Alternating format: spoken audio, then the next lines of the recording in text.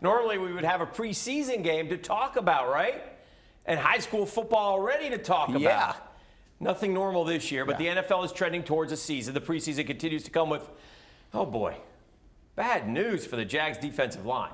Big bad news tonight. Bad news. Yeah, this news in tonight. Rodney Gunter issuing a statement saying he is walking away from the game because of a heart condition. Now, this is a serious, serious deal, and luckily Gunter caught it in time. He said if it wasn't caught and he played, he could have died or had a severe stroke.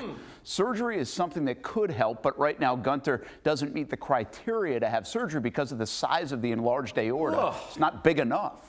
And Gunter is walking away from the game after signing a 3-year, $18 million deal with the Jags. So it showed you how invested the Jags were in Gunter to try to replace Calais Campbell. And Dan, they've already had some issues on the defensive line. Well, look, this is a problem, right? Al Woods opted out. Gunter, no Calais, no Marcel Darius. Yannick Ngakoue is not on the team right now. Basically, Woods and Gunter were starters. Yes.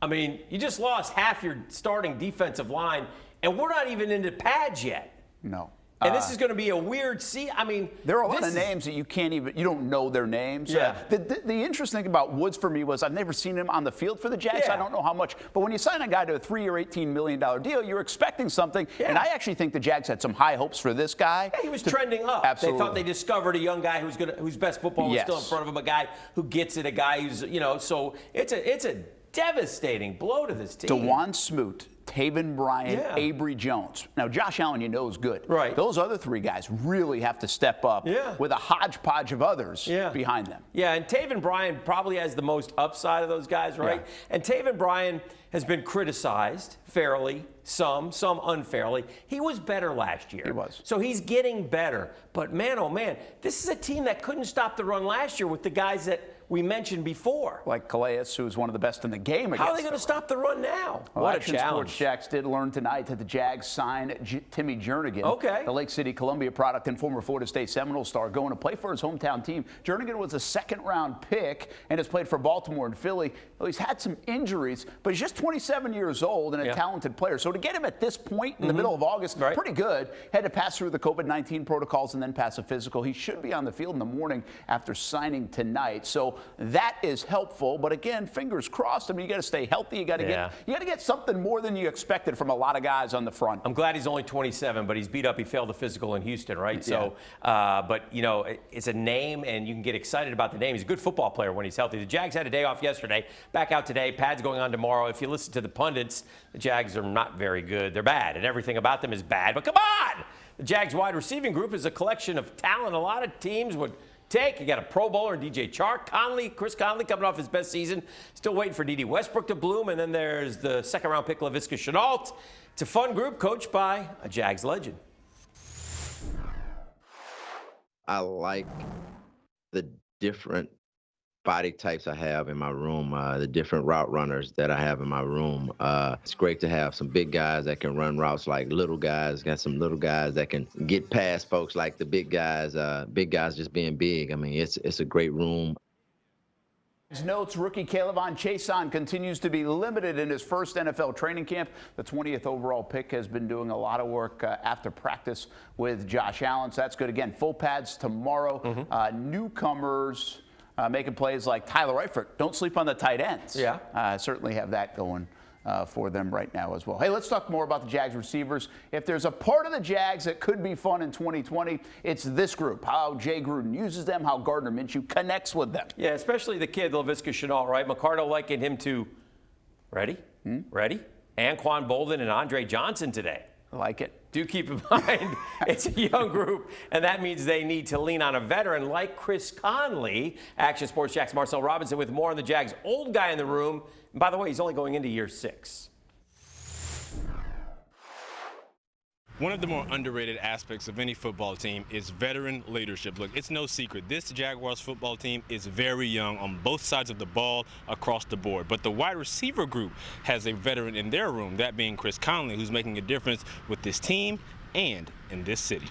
I think it's a tremendous opportunity and responsibility to just kind of be a gatekeeper and to be watching out for those guys, seeing what it is that they're doing on the field, things that they're doing well, and make sure that you voice those things that they can work on. These guys are extremely talented, and you guys are going to get to see that very soon. So it's been fun.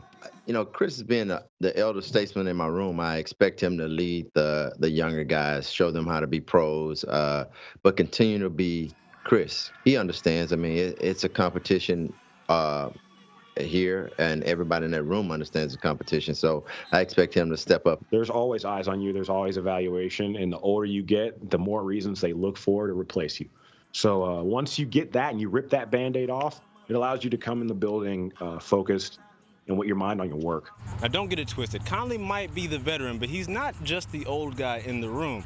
After having a career year last year in terms of stats, he's showing that he's got plenty more in the tank, and the Jaguars are going to need that contribution if they're going to go from the basement to the bowl.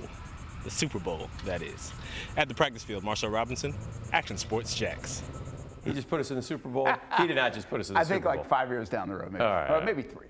Players and coaches at Jags headquarters have been going out of their way to give credit to the operations staff of the team. They have to clean all the equipment after practice and, of course, inside the building as well. The real MVPs of training camp in 2020 all across the NFL. No doubt. Are these folks. It's a fun time of year because football is starting, but also because everything looks good, even if it really isn't. Well, not everything, but this is the time of year where the Sunshine and Rainbows Club, by the way, has record membership. Yeah, so let's have fun with the hyperbole. A team full of Pro Bowlers without pads on, like Gardner Minshew clearly is ready to have an MVP-type season. Absolutely. I mean, he was on fire the other day. Did you see that throw to D.D. Westbrook over Joe Schobert? I mean, who can make that throw in the NFL? What quarterback? All of them. He did put a lot of work in his body, though, this offseason. This is his team. Yes. He is getting good reviews from his teammates. Yes. And he's throwing the football pretty well. So this is going to be an offense catered to him. West Coast offense highlights getting rid of the ball and sharing the ball. But then they have to remember to throw the ball down the field because he's pretty good at throwing the deep ball. He is good. He was real good. He's got that anticipation. He'll let it go and trust his receiver to go get it. And I think if you watched him last year, that's one thing you saw. A lot of challenges for him, but definitely like the direction that he's headed into. Yeah, well, you keep hearing the name Laviska Shenault. Now, Wow. this guy Well, this has is Jags MVP. fans I mean, and Jags people inside the building buzzing. Well, the coach just called them Andre Johnson and Anquan Bolden. Anquan Yeah. Bolden, did you see what he did his rookie year? Remind me. Yeah, he might have had like 100 catches. Wow. So I'm, Now, listen, he did, in context, he said that about the physical presence. I kid because I But he does like him, and so does everybody else. He's a second-round pick. Even some of the Jags' harshest critics believe he could have been a steal in the second round. He's different. Maybe the most unique receiver the Jags have ever had, and you've seen them all. How they use him is interesting and could be fun. Minshew says he's a better route runner and has better hands than even he thought. Yeah, he loves the contact, right? That we know. He did that at Colorado. He's like a running back with the ball in his hands. Don't be surprised if they line him up in the backfield at times. Laviska Shenault, star in the making. Jags will be fun to watch with him in, right? Yeah. Okay, one more bit of sunshine and rainbows. Oh. When the Jags drafted C.J. Henderson with the number 9 overall pick, let's be honest, it was a lukewarm reaction, even by myself. Well, until we saw him on the field this week. He's looked darn good, Dan, on the practice field. Shut down. He's going to be asked to do a lot for Take the away half the field. That's right. Jalen who? Yeah. But he looks up to the task so far. Hey, this is interesting about him, right? He's not a flashy guy. No, he's quiet. Very quiet. Yeah. But if he's steady, that will help a very unproven secondary here in 2020.